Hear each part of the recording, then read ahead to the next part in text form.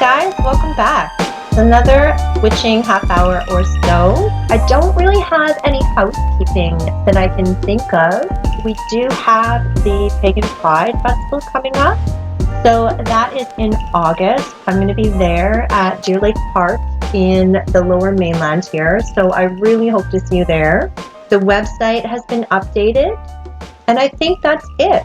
If you're enjoying the podcast, I'd like to invite you to hit the subscribe button or even review the podcast. Hit that 4-star button so that others can find us and they can get into our earbud coven with us. Don't forget that I do have a YouTube channel and you can subscribe to that too. That is where I drop all of the videos that go with our tarot lessons. So let's get into it. Today's topic, I was going to talk about some of the general tools we use as witches. The one I want to focus on today is the Book of Shadows. It's our personal grimoire, isn't it? Our Book of Shadows. So I wanted to talk a little bit about it and what most people understand it to be, and then how I use it in my own personal life. If I have time, depending on how much I ramble about that, there's a book by Scott Cunningham, and it's that Coven's Book of Shadows. I'm going to do a little book review on that and give it my broomstick ratings and explain all that to you. So for those of you new to the path, traditionally, a Book of Shadows is where we would write down our spells and our recipes. And it's the same thing as a grimoire. I believe it got the nickname a Book of Shadows is because people used to hide it, right? It was my understanding that we hid these books and kept them very, very secret in the past. Now we're all out of the broom closet. We're living our lives openly. Well, I certainly am. I hope that you can too. It's so funny because when I came up through my initiations, it was in the early 90s. So there was still this stigma and this taboo around being a witch, and everyone talked about keeping things secret and that there was magical power in secretness. I don't know if I 100% still buy into that. I know that I don't typically talk openly about spell work I'm doing while I'm doing it. I feel like it leaks some of the potency. I guess that's how I'd say that. I feel like the potency of my spell is diminished should I talk about it with people who can't hold it safely, right? It's kind of like when you talk about your emotions, like your deep emotions. You don't just share them with just the person at the counter that you're buying your coffee from, right? You keep your emotions close to you and you only share them with those who are honorable enough to hold your deep feelings sacred. So that's the same way I feel about my spell work. I don't necessarily show my Book of Shadows to people. It is where I write down my spell work. Now, why would we write this down? Why do we keep our records? Well, for one thing, it's really good to know what you're doing, when you're doing it, and how the different alignments of the moon and everything line up with. Oh, actually, I'm going to rewind a bit. Just touching back on the idea of secrecy, before I forget to mention it, I'm going to go back a bit. When we talk about the secrecy of Book of Shadows, a lot of people will actually write in code. So when you uncover older books of shadows, sometimes they are written in code. Now, this is all about the secrecy. Sometimes within the record keeping, there's just symbols used instead of writing words. There's a lot of beliefs around writing. There's a lot of beliefs around writing the words of your name down, the names of your helpers and spirits. And I'm seriously not going to get into that. I feel like that's a whole nother topic. I think for today, the big point is that Books of Shadows used to be held very, very sacred and very, very secret.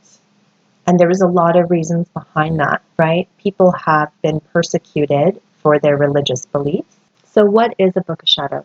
It's basically a grimoire. It's a collection of spells and things that you keep or that your coven keeps. What would you put in your Book of Shadows? Well, traditionally, your Book of Shadows, a lot of times it's talked about in the concept of a coven. When you're working with a group of other witches or practitioners and you're working together. So within your collective Book of Shadows, which when I think of it, I always think about like a beautiful leather-bound journal, maybe with some kind of locking mechanism or kept like in a secret cabinet. But in reality, a lot of us just have binders, or now I keep a lot of stuff on my laptop, right, in folders. So it's more like a file folder of shadows. So the first Book of Shadows I really kept was in one of the first covens I was in. We each had our own Book of Shadows, but we had a collective coven Book of Shadows. Within that, we did write a commitment to each other in there, and it was kept in the front of it. We did keep it in a book. Traditionally, what is in your Book of Shadows would be sometimes the key to your symbols, like whatever symbolism you're using, you might have a key to that. Definitely you would be recording when you are getting together, because remember, we are not hiding in secret anymore. So this is kind of like your meeting minutes. That's the way I think about it in a coven anyway. So you write down who's there, and you would assign in there, whose turn is it to bring the sacred wine? Whose turn is it to bring the sacred food? I've been in other groups where we don't have a Book of Shadows. We collectively practice together, and we don't even keep a Book of Shadows. We come together to celebrate, and it's more about celebrating the Sabbats together. We're not doing collective work, and even if we do, we're not keeping records. I do like keeping records. I do keep my own Book of Shadows. And what do I keep in it? Well, I record my spell work, right? When I'm writing a new spell, I write it in my Book of Shadows. When I'm coming up with sigils for sigil work, that's where I work on them. That's where I do all the drawing and stuff. I keep a record of that. I have ones that I have put away. Honestly, I have Books of Shadows going back at least 15 years, if not more. And I have them in a little box under my bed. I don't know. I can't get rid of that kind of paperwork. I don't. I haven't had the time to do that. I would probably want to take it out somewhere and dispose of it properly, burn it or release the energy there. But that's quite the side note, isn't it? These episodes, when I'm not interviewing anyone and when I'm not talking about tarot, I do go down a lot of rabbit holes. So, Book of Shadows, what do I keep in it? What's funny is I do write out, I write the date, the moon phase, what's happening, whether it's a Sabbath or not. So whether I'm doing work for an equinox or a solstice. When I do work on those high holy days, I tend to do them in alignment with the themes of those days, but I will write down what I'm working on. I'll write down how I'm going to cast, what I'm casting, or whether or not I'm just doing internal, journeying for myself or reflective work or self-healing work. If I'm preparing a ritual bath, which you guys know I do a lot of ritual self-care, and that includes soaking in hot, bubbly, delicious tubs and doing a bunch of healing and journaling and inviting of healing work. I will write down what I'm doing. I will journal right in my Book of Shadows. If I'm doing work for a client where there's a specific purpose, I will do that work and I will write all my reflections out in my Book of Shadows, and that's what I take later to my laptop when I type things out and give them to them. So what I find interesting is I write this all out, but as I was prepping for this episode, it came to me that I typically don't go back and check out my results. I know other practitioners, they write out what they do, and then when their spells come to fruition, they write back in their book what they've done and how that manifested for them. I don't do that, and I don't know why I don't do that. I do notice when my spells work out, they do work out. I guess maybe I kind of feel like the proof is in the pudding, and I do a lot of planning, and then I just I know when it's manifested. And when it doesn't manifest, I usually can see why. And it doesn't have to do with my ability to cast a spell. Because I am casting for my highest and best good all the time, if my results were not for my highest and best good, it becomes very, very clear why what I was manifesting did not happen. I'm going to give you this example. So about a year ago, I was doing some manifestation work on an investment I had wanted to do. I had an investment idea and I did some spell work around that. I typically do that in my life. Every time I met with the people, like their energy was good and my energy was good, but what we were trying to accomplish just didn't come together. And they were like, I'm sorry, well, maybe soon something will come up that you can invest in. And I was like, that's cool. It's going to happen the way it's supposed to happen. I totally trusted my spell work. And what happened is it didn't come to fruition. It just didn't come to fruition. And time went by and I lost interest. And what I was manifesting, the things I needed in order to feel comfortable investing, just didn't work. And then we had 3 atmospheric rivers and we had flooding and we had all kinds of things happen. And it was a very dear person to me looked at me and said, aren't you glad you didn't invest in what you were going to invest in, because you would have lost so much in these floods. So I don't record the results of my spell work because it always ends up manifesting for my highest and best good. Yet I still write it all down all the time in my book of shadows. What I have noticed is, even though I don't go back to record my results, I did that when I was a younger witch, when I had less experience trusting my work. I would write down the results, and that way it helped show me how my spell work was manifesting. It was a validation process. And if things turned out not as strong or not as well as I was trying to judge them, I could go back and look, oh, working with that orange candle didn't work. Maybe I'm going to try yellow, right? And you can really look at, if you record the different colors you're using, if you record the different ingredients you're using in your spell work, you can then go back and reflect and see, how did that feel? How did that work? I had a spell I used to do for house clearing that I got out of a very great book.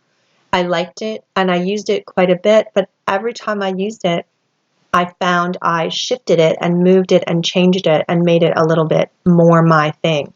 The original one used red cording, and I didn't like the way that felt and looked when I was doing the spell. So the second time I did it, I changed the color of the cording to like a different color. What did I use? I can't remember. I think I used white cording. Yeah, I believe I used white cording. It just felt better for me. And so I recorded that in my book of shadows. So then when it came time to clear the house again, I could look back and go, oh, okay, this is what I did that time. I remember that feeling better. I'm going to use that white cord again.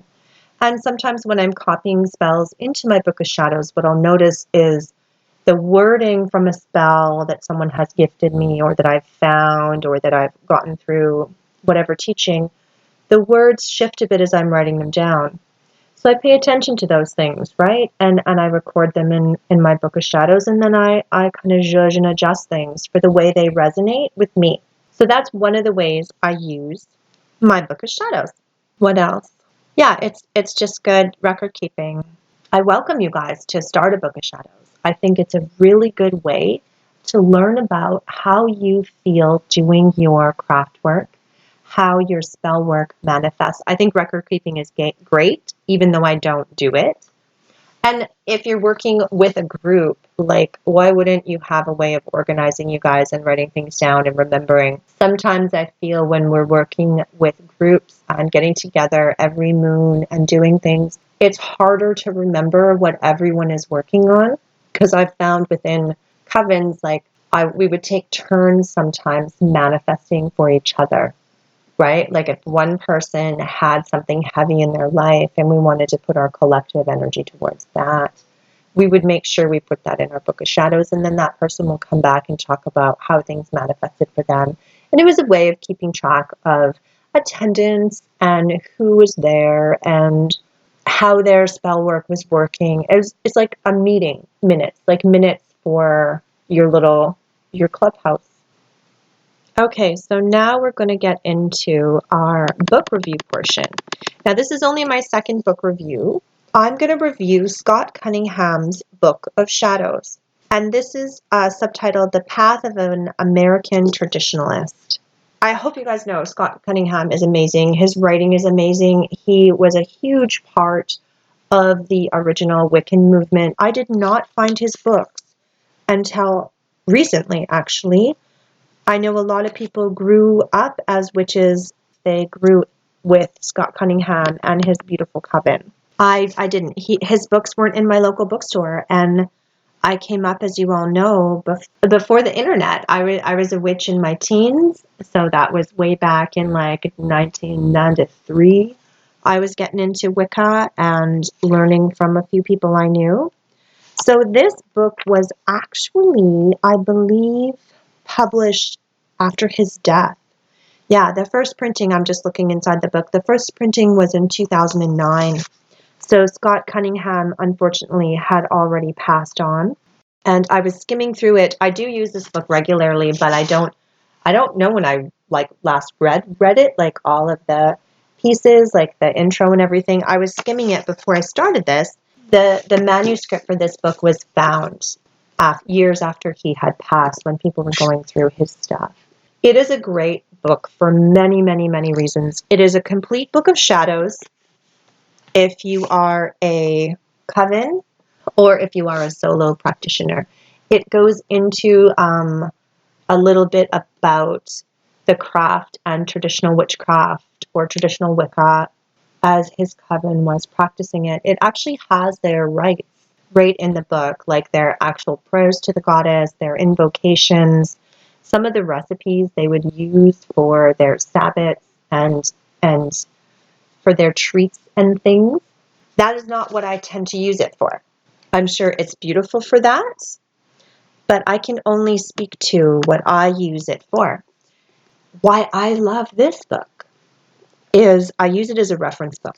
The longer my feet are on this earth, treading through this pathway, the less I can bring to my memory immediately correspondences that I used to be able to snap and they'd be there.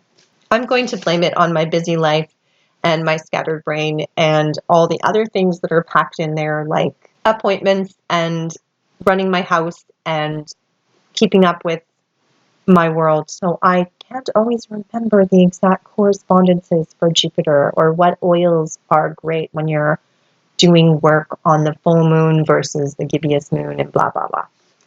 This book has all that in it. There is a beautifully set out appendixes where they have, herbs of air, herbs of fire, the planets, and all of their different correspondences, right? And when I talk about their correspondences, it is deep. I just flipped it open to Venus. And looking at it, it has keywords like luxury, beauty, pleasure, celebration, jewels and metals, so copper, emerald, turquoise, animals and birds, the butterfly, bee, partridge, peacock.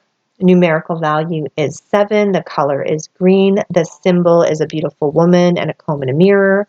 And it goes deep, deep. So it even has vocations. So musicians, high fashion models, perfumists, hairdressers. So if you are in this profession and you want to do some work to bring you prosperity, you could do work that is aligned with Venus, right?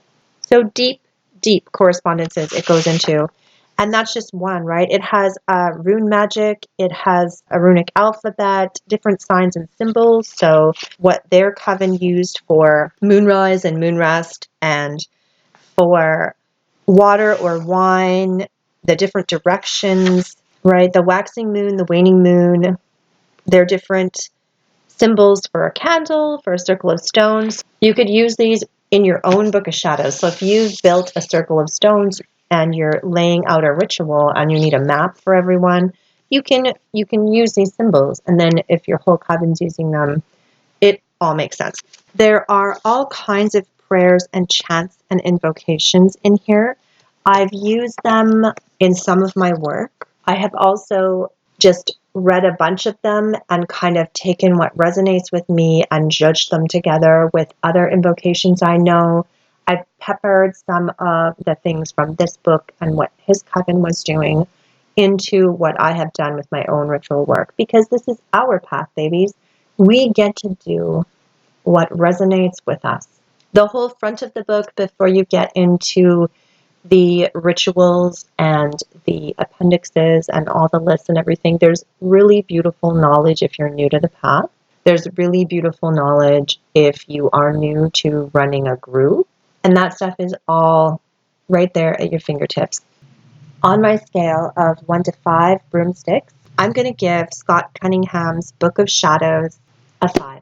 Yep, I'm going to give it a 5.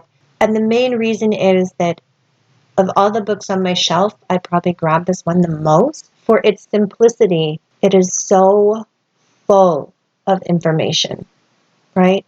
And I really feel it can be used in multiple ways. You can use it as a brand new baby witch. You can come to this book and you can really deepen your understanding of the craft. And he writes beautifully. Like, if you haven't read his books before, lovelies, like, he's a beautiful writer. That's why we all love him. It is still inclusive, especially for its time, because you have to remember that Scott Cunningham was practicing magic in the 70s and 80s when our world was not as loving and compassionate and open about LGBTQ and alternative lifestyles. And his writing is very inclusive. As a seasoned practitioner, it has stuff that I wouldn't even think of putting in a book, right? It has a lot of correspondences, and just the way that it's written in the intro, even though it was taken directly from his coven, he just says, I'm going to read to you what he says. Okay, hang on. So this is why I think this book is definitely a 5. And I quote from the intro, "This Book of Shadows is your book and your grimoire, and can be adapted for group use or for solitary use. It is your sacred book." I just love that.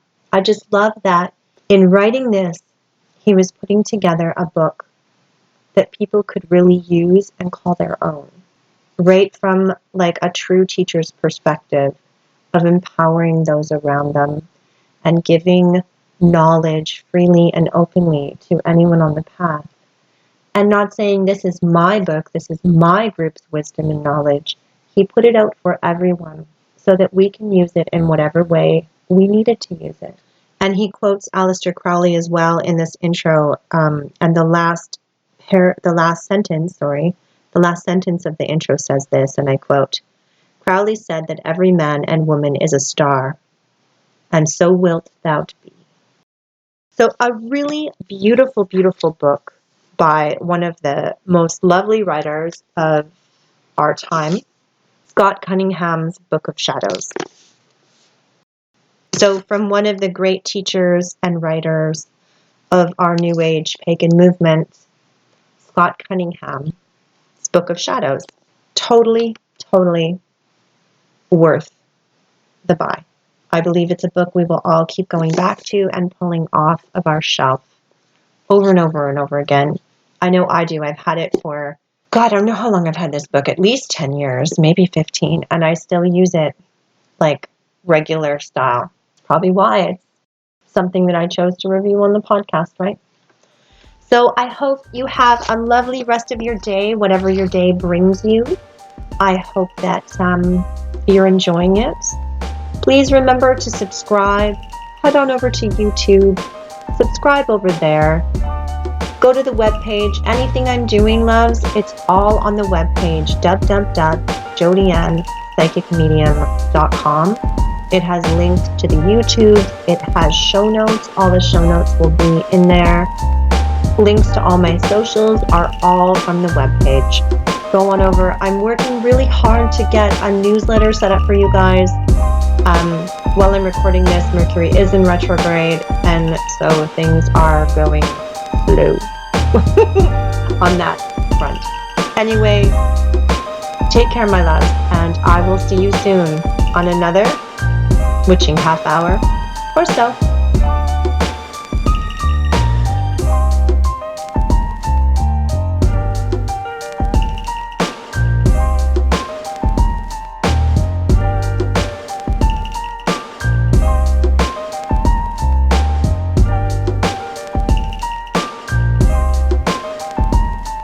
At some point, maybe you can't. I don't know about what.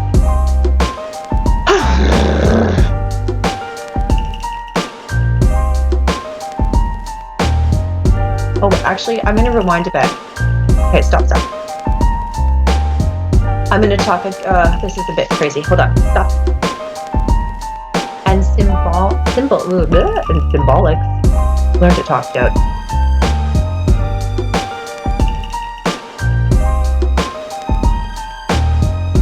Not sure what else I can say. Okay, so yeah. Books of Shadows. Now, I'm going to pause this.